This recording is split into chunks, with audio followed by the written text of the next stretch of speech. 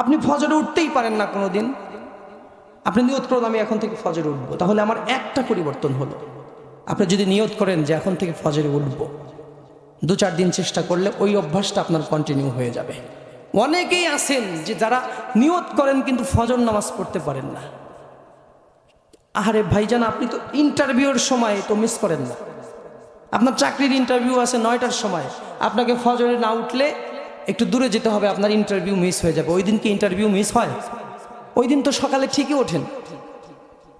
সময় মতো আপনি অনেক কিছুই জীবনে করেন, কিন্তু সময় মতো ফজরটাই কেন আপনার হয় না? আপনি সময় মতো স্কুলে যেতে পারেন, চাকরিতে যেতে পারেন, অফিসে যেতে পারেন, জীবনের কোনো গুরুত্বপূর্ণ কাজ থাকলে সময় মতো সেইটা আপনি করতে পারেন।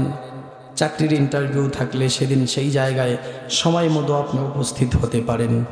কিন্তু আল্লাহ আপনাকে ডাকলো সকালবেলা ফজরের সালাতে, কেন আপনি সময় মতো গেলেন না? ইন্না আসকালা সালাতিনা আলাল মুনাফিকিনা সালাতুল ফজরি ওয়া সালাতুল আইশা। আল্লাহর রাসূল সাল্লাল্লাহু আলাইহি ওয়াসাল্লাম বলেছেন, নিশ্চয়ই মুনাফিকদের জন্য 2টা নামাজ ভারী হবে। কয়টা নামাজ? আরো জোরে বলতে হবে, কয়টা? ইন্না আসকালা সালাতিন আলাল মুনাফিকিন, মুনাফিকদের জন্য 2টা সালাত ভারী হবে। 1 নাম্বার হলো সালাতুল ফজরি, 2 নাম্বার সালাতুল আইশা।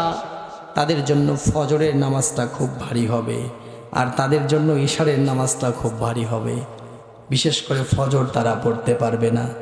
আপনি অনেক চেষ্টার পরেও যদি ফজর পড়তে পারেন না, তাহলে মনে করতে হবে আপনার ইমানের মধ্যে ভেজাল আছে। নাউজুবিল্লাহ। মুনাফিকের লক্ষণ এটা। এখনো পাক্কা ইমানদার হতে পারেন না, আপনার আন্তরিক প্রচেষ্টা এখনো ওই লেভেলের হয় নাই যতটুকু প্রচেষ্টা করলে আপনি চাকরির ইন্টারভিউতে সময় মতো উপস্থিত হতে পারেন, আপনি আপনার অফিসে সময় মতো যেতে পারেন, আপনি আপনার খাবার সময় মতো খেতে পারেন, আপনি আপনার ঔষধ টাইমলি খেতে পারেন, জীবনের সব কিছু আপনি টাইমলি করতে পারছেন, কিন্তু ফজরটা কেন আপনি টাইমলি পড়তে পারবেন না? কথা বলেন না কেন? জীবনের সব কিছু তো সময় মতো চলছে, রুটিন অনুযায়ী চলছে, কিন্তু ফজরটা কেন আপনার রুটিন অনুযায়ী হয় না? মনে রাখবেন, যারা ফজর পড়বে না, ফজরের সময় জাগবে না, যাবতীয় দুনিয়ার কল্যাণ থেকে তারা মাহরুম হবে। শুধু তাই নয়, যদি ঈসা আলাইহিস সালাম চলে আসে, ইমাম মাহাদি চলে আসে, যারা ফজর পড়ে না ওরা কখনো ইমাম মাহাদির সৈনিক হতে পারবে না। ঈসা আলাইহিস সালাম ফজরের সময় দুনিয়াতে আসবে, যারা ফজরে ওঠেই না তারা খোঁজই পাবে না। আপনি যখন 10টার সময় ঘুম থেকে ওঠেন, সকাল 5টা 5:30 থেকে শুরু করে এই 10টা পর্যন্ত পৃথিবীতে অনেক পরিবর্তন হয়ে যায়, আপনি এগুলো টের পান না, ঘুমের মধ্যে থেকে যায়। আসসুবহু ইযা তানাফাস, কোরআন বলেছে সকালের রয়েছে নিঃশ্বাস, যেটা তোমার জীবনের জন্য কল্যাণকর। এই সকাল তোমাকে আল্লাহ ভালোবেসে দিয়েছে, রহমত হিসাবে দিয়েছে, তুমি উঠলেই না। আল্লাহ তাআলা বলেন, কুল আরাআইতুম ইন জাআলাল্লাহু আলাইকুমুন নাহারা সারমাদান ইলা ইয়াউমিল কিয়ামাহ। আল্লাহ তাআলা বলেন, আমি আল্লাহ যদি চাইতাম এই রাতটাকে, এই দিনটাকে টেনে নিয়ে কিয়ামত পর্যন্ত লম্বা করে দিতে পারতাম, আর কখনো রাত হতো না। মান ইলাহুন গায়রুল্লাহ, কে এমন আছে যে তোমাদেরকে আবার রাত এনে দিত? শুধু তাই নয়, আমি আল্লাহ যদি চাইতাম দিনটাকে টেনে নিয়েও কিয়ামত পর্যন্ত লম্বা করে দিতে পারতাম, রাতটাকে টেনে নিয়েও কিয়ামত পর্যন্ত লম্বা করে দিতে পারতাম। তোমাদের প্রয়োজনে দিন থেকে রাত এবং রাত থেকে দিন যিনি করেন তিনি কে? এই পরিবর্তনগুলো ঘটায়। মান ইলাহুন গায়রুল্লাহি ইয়াতিকুম বিদিয়া, কে এমন আছে যে তোমাদেরকে একটা সকাল এনে দিত? সেই সকালে আপনি উঠলেনই না। আল্লাহ সকাল নিয়ে আসলো আপনার কল্যাণের জন্য, আপনার জন্য বারাকা নিয়ে হাজির হইল। আপনার বাড়িতে সবাই ঘুমায়, নবীকে ভালোবাসেন, রাসূলকে ভালোবাসেন, আল্লাহকে ভালোবাসেন, মুখে মুখে দাবি, কিন্তু সকালবেলা ফজরের নামাজ মিস, আল্লাহ রাসূল ফজরে যা করতে বলেছে আপনি তা করলেন না। আপনার বাড়িতে সর্বশেষ কবে কোরআন তেলাওয়াত হয়েছে আপনি বলতেই পারেন না। সর্বশেষ কবে আপনার আঙিনায় কোরআন তেলাওয়াত করা হয়েছে এই হিসাব আপনার কাছে নাই, যেটা প্রত্যেক মুহূর্তে প্রত্যেকটা সময় করার কথা ছিল। প্রিয় ভাইরা, যেহেতু মানুষ কম, আমি আপনাদের সাথে আন্তরিকতার সাথেই কথা বলতেছি, আপনারা রাগ করলেন নাকি? খুবই আন্তরিকভাবে বলতেছি, জীবনটা পরিবর্তন করতে হবে। আর পরিবর্তন শুরু করবেন কি দিয়ে?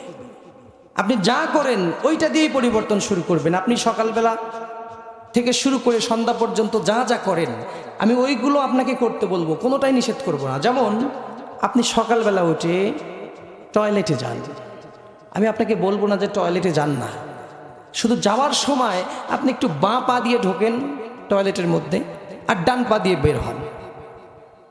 আপনি টয়লেটে যান জরুরত ছাড়ার জন্য, কিন্তু যদি রাসূলের সুন্নাহ অনুযায়ী যান তাহলে আপনার জরুরতও ছাড়া হবে, ছাড়ার জন্যই তো যান, আপনার জরুরতও ছাড়া হবে। শুধু একটু সিস্টেমের মধ্যে একটু পরিবর্তনের লক্ষ্যে বাঁ পা দিয়ে প্রবেশ করবেন, তাহলে আপনি সওয়াব পাবেন। আপনি পানি খান, এই পানি খাবার সময় পিপাসা নিবারণ করার জন্য আপনি পানি খান, শুধুমাত্র সওয়াবের উদ্দেশ্যে আপনি বাম হাত দিয়ে না ধরে ডান হাত দিয়ে গ্লাসটা ধরবেন, দাঁড়িয়ে না পান করে বসে পান করবেন। এই দাঁড়িয়ে না পান করে বসে পান করার জন্য আর বাঁ হাত দিয়ে না ধরার পরিবর্তে ডান হাত দিয়ে ধরার জন্য আপনার পিপাসা কি বেড়ে যাবে নাকি?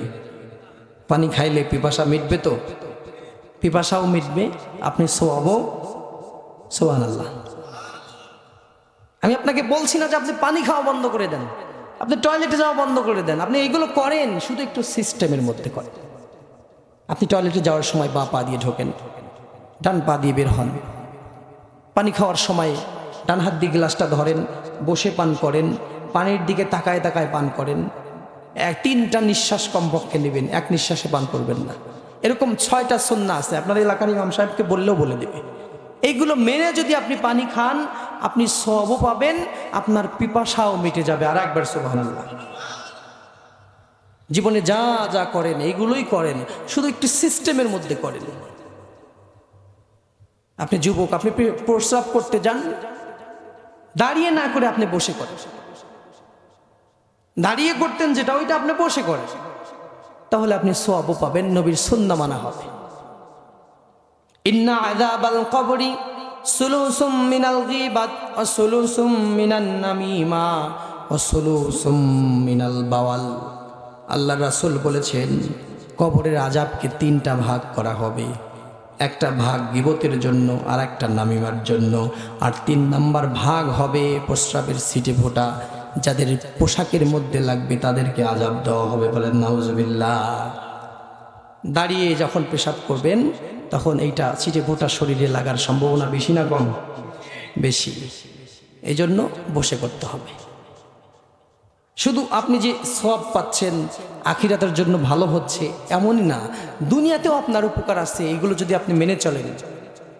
আজকের সায়েন্স বলেছে দাঁড়িয়ে থেকে প্রস্রাব করলে সম্পূর্ণ হয় না প্রস্রাব, একটু থেকে যায় ভিতরে, আর যেটার কারণে বিভিন্ন ধরনের পাথর হয়। বলেন নাউজুবিল্লাহ। আজ থেকে ১৫০০ বছর আগে মুহাম্মদ, সবাই বলেন সাল্লাল্লাহু আলাইহি সাল্লাম, তিনি বলেছেন যে তুমি দাঁড়িয়ে করো না, বসে করো। আপনার জন্য কত বড় কল্যাণকামী, কত বড় বিজ্ঞানী।